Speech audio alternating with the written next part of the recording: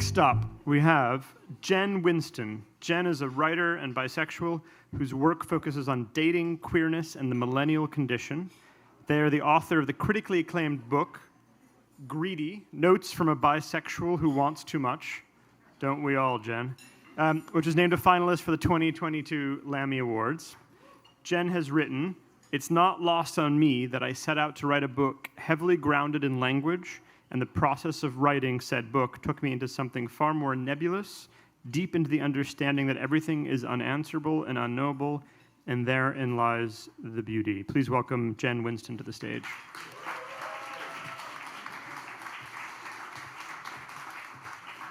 Hi, everyone. It is such an honor to be here. I've come to many shows at Joe's Pub, including I saw the comedian Bridget Everett here, if anyone's a fan, and she showed her boobs on stage, so there's a lot of history in the room. Happy Pride, everyone. Yes. I'm going to be celebrating tonight by also showing my boobs. I'm just kidding. I'm going to be celebrating by confirming all bisexual stereotypes and talking to you about threesomes. So, yes, threesomes or loving to have threesomes is a bisexual stereotype, as is being greedy, and you will not see me debunking either of those stereotypes tonight. I embrace them proudly. But growing up, I had a lot of imposter syndrome about my sexuality and about being bi. I did not think that I deserved to claim the title of bisexual because I had only hooked up with men, and I felt like that meant that I was not queer enough to come out. I have now learned that there's no such thing as being queer enough, and that's a myth. And I have also learned that you don't have to have hooked up with anyone in order to know that you're bi, but I didn't know that at the time.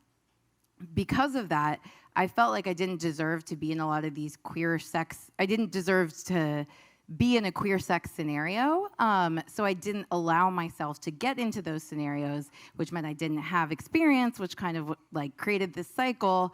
And after a while, I was just like, okay, fine, I'm straight. So I thought I was straight for a while, and I stayed away from any opportunity to have queer sex. Not that it was seeking me out, but this is where we get to threesomes, because interestingly, threesomes are inherently queer, right? We kind of don't think about them that way, but it's very mathematically impossible for like just a straight couple to have a threesome. Like that cannot happen. But interestingly, we often see them as a straight thing, and that's especially true when it comes to bi women. For example, if you are a bi woman in a relationship with a man and you invite another woman into the bedroom, good for you, where we often see that more as you trying to please your boyfriend or your husband as opposed to an indicator that you might be bi. And that comes from all this like bi erasure, biphobia, sexism, patriarchy, etc. But I was able to kind of exploit it for personal gain. No, I was able to see how like that it really gelled with my imposter syndrome, this idea that threesomes were straight because I felt like I didn't deserve to be queer, but here was this queer thing masquerading as a straight thing. And so I set out on my quest to have a threesome. It was a very arduous quest, and I know that that's a bit ridiculous because like today you can just open your phone and open Tinder and you see like Grimes and Elon Musk like on your phone. Like there are just ridiculous couples looking for a third everywhere. But in 2013, that was not the case. You had to really read the fine print, and you had to like dig through people's OkCupid profiles to like see if that was what they wanted. And so I did all that. I put in the work, and I finally met this cute blonde woman and her tall, lanky boyfriend, and they agreed to meet me for a drink. I lived in LA at the time, so we met at this bar behind Cantor's Deli, if you know it. It was very cute, and we had such an incredible night. We were just laughing so loudly. We were having this incredible small talk. They told me that they worked in music, and I was like, I love music. And then I was like, we have so much in common, and they were like, I guess. But really, we had a great time. And at the end of the night, we went outside and I kissed each of them one at a time. And they told me that they would text me soon. And then I waited, and I waited, and I waited. And a week later, I did get a text, but it was not the one that I hoped. It said, "Hey, Jen, we had a lot of fun last weekend, but we talked it over, and we don't think that we're ready for this just yet." So I was obviously devastated that they were healthy communicators. I did not see that coming. I didn't see that coming because most of my experience had been dating men, as I mentioned, and I was often just getting ghosted, like without a trace. And usually this happened to come like right after I was like, "Oh, I'm going to be obsessed with you now." Like it kind of came at the right time, at the worst time, right after I'd started planning our future and like planning our wedding and like figuring out what our kids were going to look like chill stuff like that. But I did decide that I was going to try to have a threesome again a few years later when I moved to New York. By this time, there were apps specifically dedicated to this, and one of those apps was called Thrinder. Very original name. But I downloaded that app, and I almost immediately matched with this like incredibly handsome man. I would call him like a knockoff Josh Hartnett, I guess. And of course, his girlfriend. And I couldn't really like see much about his girlfriend, couldn't understand much about her. Like all of her thirst traps were like suspiciously low res. But you know, I decided I was gonna message them anyway, and I did. And the guy wrote back, and we started talking. And I told him I was bisexual, and he was like, "Oh, that's hot. I love bi chicks." And I was like, sick, because this was the time in my life when I still confused being fetishized with being liked and respected. And so I met them at a bar that they chose, and it was like blasting Journey, which should have been my first red flag.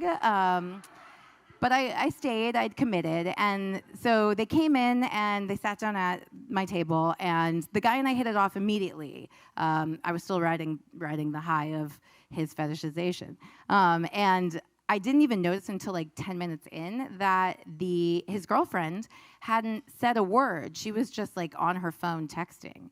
And I thought this was a strange dynamic, but I assumed like they must have like agreed on it or something, like, but I didn't really like probe into it that much because I was enjoying my conversation with this guy. I kind of like forgot about her. So then I did realize a few hours later that if I wanted to go home with either of them, I was going to have to go home with her too, and I was going to have to get her to like me. And so she'd gotten up to go play pool because this bar, of course, had pool. And she was like getting her cue ready, and I had this whole line where I was going to try to be flirty and ask about her form. And before I could get anything out, she turned at me and she scowled and she said, "Pro tip, sweetheart, next time you go on a date like this, don't ignore the girl." And that was good critical feedback that I needed, but it also definitely triggered my imposter syndrome and made me think, why am I even doing this in the first place? Like, do I deserve to be here? But I sucked it up and decided I would try one more time. So thank God for Thrinder. I opened Thrinder again, and I matched with a couple whose profile names were boy and girl, which was like a little gendered for my taste, but cute, anonymous, whatever. And the reason that I really liked them is because their bio said just 3 words and an emoji. It said, "We're in love," smiley face. And I thought that was really sweet. I was like, yeah, I wanna be around love. Like, that sounds great. Like, I wanna be part of this. And so they recommended a place, and they recommended a dive bar that smelled like sandalwood, which is like never happened. And so I was like, this is a miracle. This night is going to be amazing. And when they got there, I immediately realized that I was not going to be able to ignore this girl. She was so stunning. She had these gorgeous chocolate brown eyes that just lit up whenever she talked about photography, which was what she did for work. And I was like captivated by her. And I like her boyfriend was great, but we were both just really in love with her. And then there started being this love flowing, and it just felt like their love was contagious, and they brought me into it, which was so much what I wanted and needed. And then they invited me over to their place, which I took as basically an invitation, like, into their relationship. Like, okay, they're inviting me into the fabric of who they are now. So we go to their place in Cobble Hill. It's this really cute, it has the optimism of two people who are building a life together. There's like travel souvenirs and photos on the walls. And I'm like, I could be in those photos someday. Like, I belong here. And we started drinking red wine in the kitchen. And then we started making out in the kitchen. And then we got undressed in the kitchen. And then we left the kitchen and we went to the bedroom. And I'm not going to go into too many details about that part because you have to pay extra for that. But also because I'm probably running out of time. But okay, wait, sorry. Yeah, I'm not going to go into too many details. But I will tell you that I did not spend the night because I really liked them. And I had learned from all these, like, bullshit rules dating straight men that I should not spend the night if I really liked them. So I left. And on the way home, I started imagining our future together. I imagined the three of us walking through a Costco, like arm in arm in arm. I imagined us traveling to Europe, taking up a whole row of seats on the plane. And I imagined myself educating my parents on how to pronounce the word throuple.